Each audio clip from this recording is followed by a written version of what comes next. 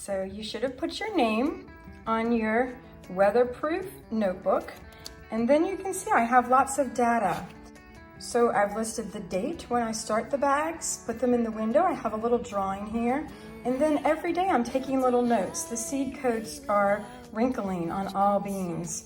A little sprout I noticed, and then I just keep taking notes, and I write on the back and the front because I don't want to waste any paper. This is amazing paper. It's waterproof paper. I'm going to write a note. Actually, I'm going to try writing this way so it just flips and I can read it better. And I'm going to mention, I'm going to take this down and put it into the pot, and this is our third activity. So in your garden bag, you're going to have a pot with all of this mulch in it. And the mulch is something that we're going to use as what I call a substrate. So we kind of add it to the plant. It helps keeps things a little bit moist. It also allows us not to use a ton of soil because soil can be very expensive. And I'm going to wind up transplanting my bean plant in the ground soon. So I'm going to dump all of this out onto a plate, or I have this piece of cardboard that I'm using. Don't forget to examine your wood chips, the mulch with your hand lens, and see what you can see. And then I'm going to get my ruler, and I'm going to take a piece of the tape from my little greenhouse bag, and I'm going to mark it. Tape. I'm still going to have enough for the window because I'm going to put this back up. But this is going to help me mark since I don't have a silver Sharpie in your bag. This will allow you to mark your pot. So you can see that your pot is about 3 inches. So I'm going to measure to about 1.5, which is about right there. I'm going to go to about this line, and I'm going to fill it with mulch.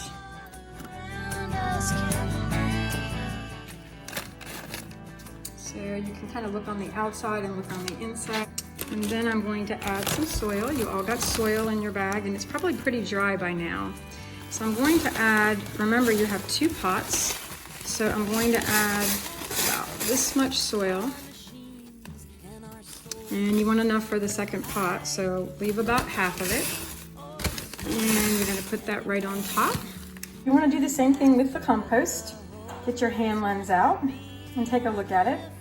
In compost, sometimes we find very visibly organic and inorganic matter. Now, organic means living, and it means anything that was or is living. So this is a piece of wood, and it was living, right? Because it was a tree, so we're going to call that organic.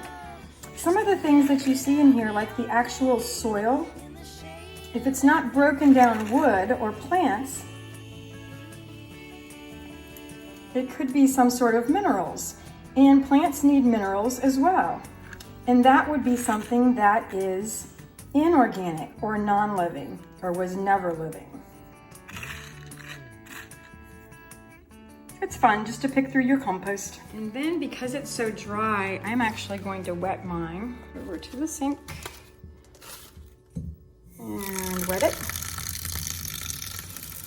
Just so I can get that bean in there, and it's gonna have a nice bit of moisture to keep growing. And I'm gonna start wedging a little hole in there all the way down to my mulch. Your pot has a hole in it, so you wanna get some sort of lid to put under it. Otherwise, the water is going to kind of go everywhere. So you could do this outside. And there we have our pot, all ready for the bean to go into. I'm going to go with this one that's upside down, and because it looks a little bit healthier to me than this one, because I've waited too long. And I'm going to measure this one. And again, I'm going to be using the British Imperial or American customary units of measurement, which are inches. The standard international units of measurement are going to be your metric system. But today I am actually going to be using the British Imperial or American version. So it's what we commonly use in America. So you can see this white seed coat is still on there. That's pretty amazing. and it's about 3 inches. It's not gonna be exact, and I don't wanna tamper with it too much. But before I get it in the soil, I do wanna take a look at it under the magnifying glass, the hand lens. And I wanna look at both the 15 times bigger, and I wanna look at the root system. It's quite amazing. I know it's hard to see in the phone, but we can see a lot. Even this looks bigger and so exciting, and it already makes me want to draw and write another haiku. So I'm probably going to do that in my data notes. 2 leaves, and then these are the embryonic leaves again. They have 2 leaves because they are a dicot type of plant. It's a way that scientists organize and categorize different types of plants.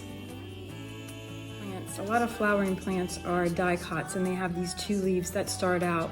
But some of them, like our lettuces, are monocots, and mono means 1, which means it's going to start out with 1 little leaf like that. Okay, pretty leaf. So I've really dug a nice hole with my finger way down in there, and I'm going to very gently put the plant in, almost up to those 2 embryonic leaves. I'm gonna put the soil on top. Pull it up a little bit so it gets some of that soil nutrition. And then I'm gonna sprinkle just a little bit more of that mulch on top. Not a lot, but just a little bit, to give it some stability and to help it retain its moisture. Now, we don't wanna soak it to death, but we do wanna give it some moisture. And I'm going to take note. Monday, 5, we're in May 4th, 2020. And I'm from baggie 1. And transplanting 1 pole bean. I added 1.5 inches of mulch, about 1.5 inches of soil, compost. I put a hole, so I'm writing all my instructions out so I don't forget. So if this doesn't work out, then I'm gonna know what I can maybe change for next time. I added water. Then I made that hole, then I put the plant in. After, I measured it and made some observations. My observations were, or my data, is that it's about, I used this squiggly line to write about 3 inches. And it has a nice root system. It had 2 first leaves, which means it's a dicot. Di means 2. And it has 2 green leaves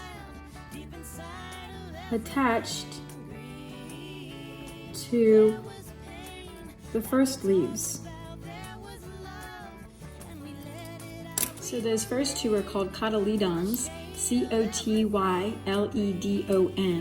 And some people say they're not even true leaves, they're just part of the embryo, but I'm gonna call them leaves. And then these are the primary leaves that come out.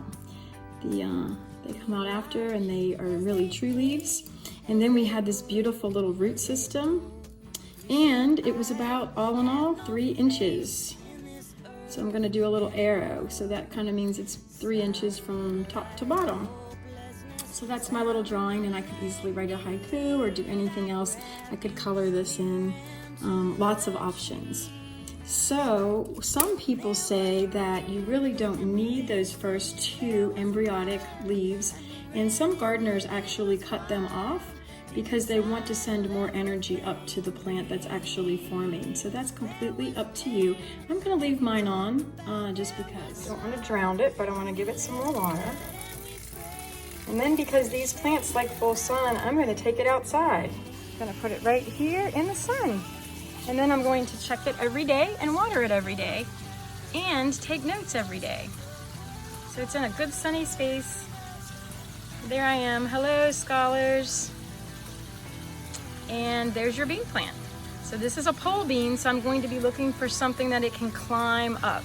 So eventually we're gonna have to put it near the fence or something like that because it's gonna wanna climb. Be sure to mark your bean, whether it's a pole or a bush bean, because that's gonna tell you where you need to plant it when you transplant it. 'Cause after the